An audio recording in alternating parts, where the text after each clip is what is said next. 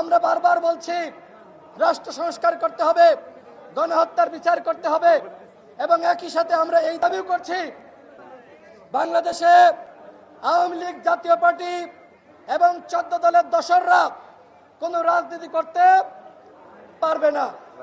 আমরা এর আগে আওয়ামী লীগ নিষিদ্ধের দাবিতে কর্মসূচি পালন করেছি।